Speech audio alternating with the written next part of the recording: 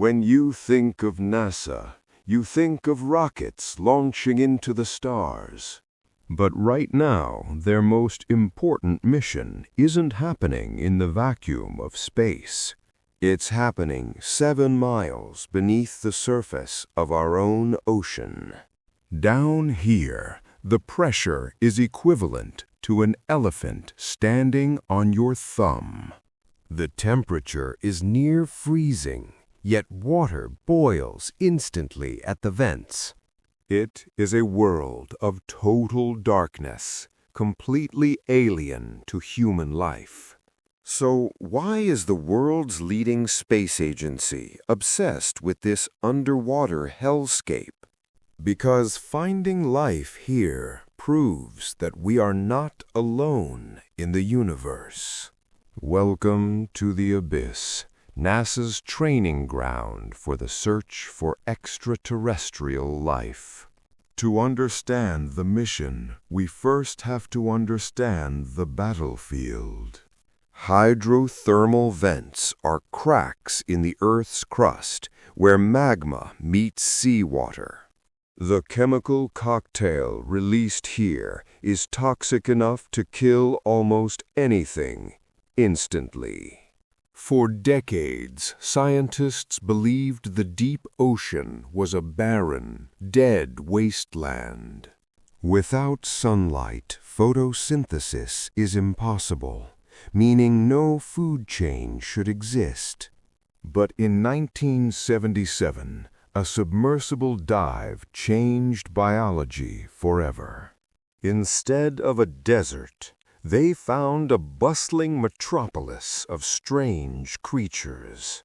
These life forms don't need the sun. They eat the toxic chemicals directly. It's called chemosynthesis, a biological miracle that runs on planetary heat. And if life can survive here, on Earth's most hostile frontier, then life can survive on the frozen moons of Jupiter and Saturn. This brings us to Europa, the icy moon orbiting Jupiter. Beneath its miles-thick shell of ice lies a liquid saltwater ocean. NASA believes this alien ocean has more water than all of Earth combined. But getting a robot through 20 miles of ice is an engineering nightmare. Once inside, the probe must operate autonomously, with no real-time control. Radio signals take almost an hour to travel between Earth and Jupiter. If the robot gets stuck or attacked, it's on its own. That is why the bottom of our ocean is the perfect testing ground. NASA calls this analog research, faking the alien world right here at home.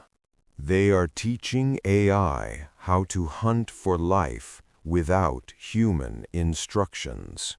The machine must distinguish between a rock and a living fossil. A mistake down here means a billion-dollar failure up there.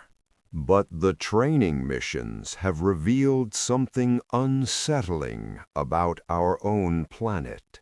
The creatures living in the abyss are more alien than we ever imagined. Consider the Yeti crab, which farms bacteria on its hairy arms. Or the scaly-foot snail, the only animal on Earth that grows an iron shell.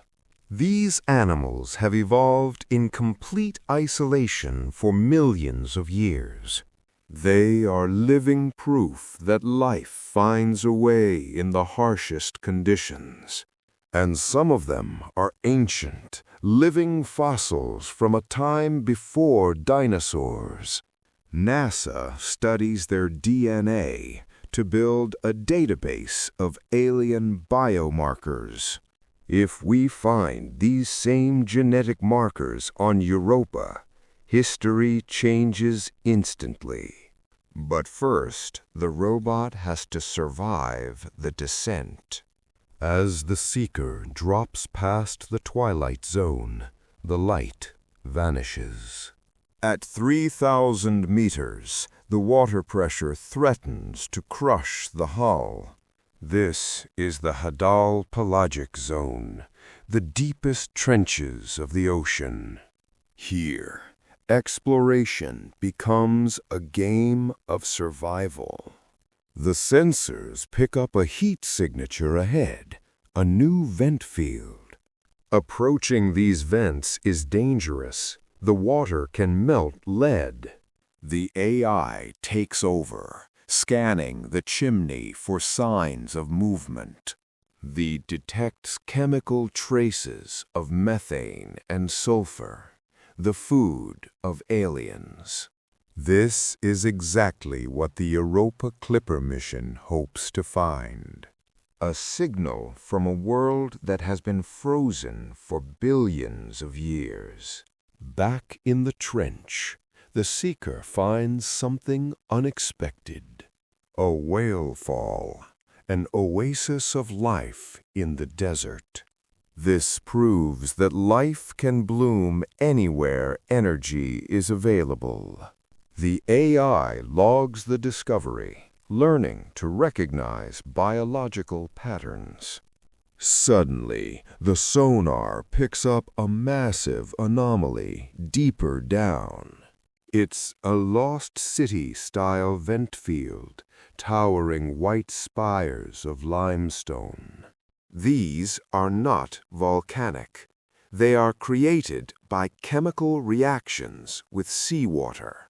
Scientists believe this specific environment is where life on Earth began.